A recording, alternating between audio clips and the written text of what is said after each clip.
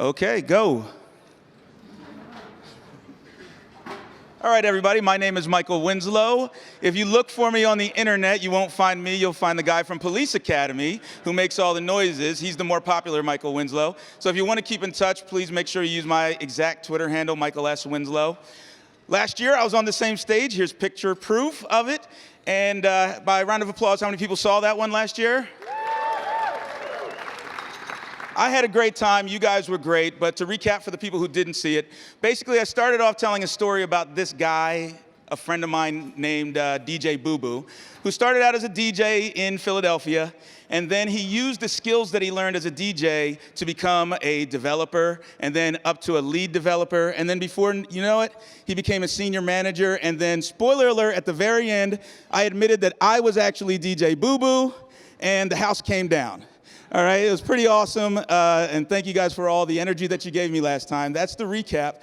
I also mentioned that the reason why I did keep it a secret for so long was because when you tell people that you're a DJ, they treat you different in a professional environment. Instead of handshakes, you get high fives, and then people yell down the hallway, "Yo, boo-boo, wiki, wiki, wiki." All right?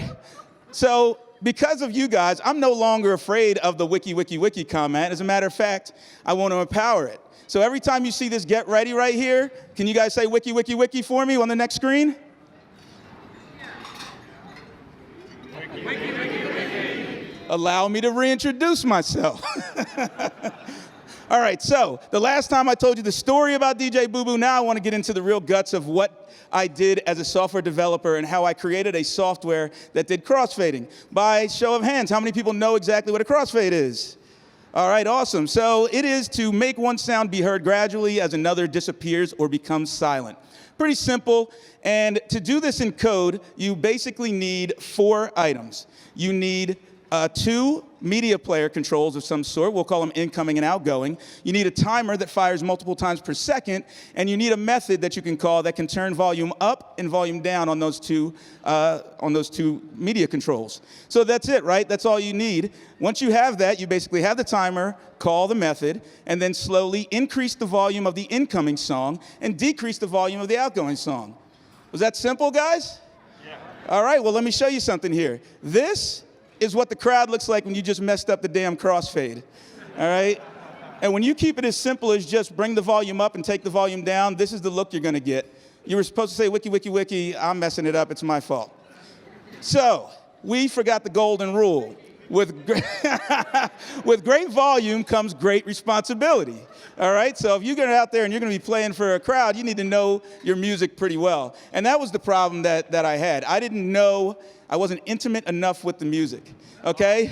So basically what happens is, if you crossfade 2 songs together while you have 2 artists singing, we know from Kanye and Taylor that you can't have 2 artists speaking at the same time, all right? So that could really mess up a crossfade, all right? The other thing is you have to become more intimate with the individual tracks that you're mixing with, and it's gonna get a little bit more serious here, guys. Can't be all fun, right? We gotta learn something.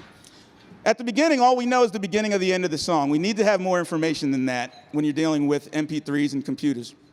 At the beginning, you actually have a section that could be no music at all. And then you can have this section that's kind of like there's no singing. It's not the major part, but it's an intro. And then you have the same thing at the end of the song, which is there's no singing. It's just kind of the end of the song fading out. Now, if you can capture this information in metadata, you can find out when does the song start, when should you drop the old song completely, and when is it safe to start bringing in a new song.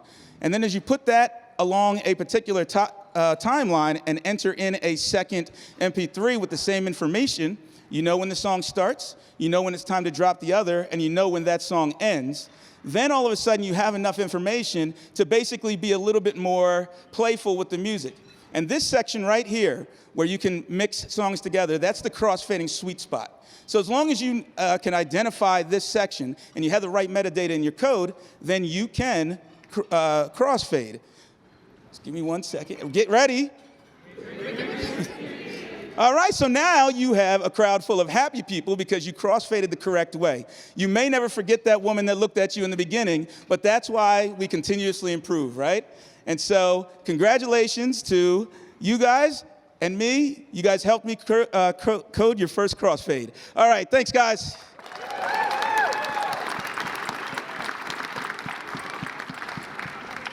Wiki, wiki, wiki.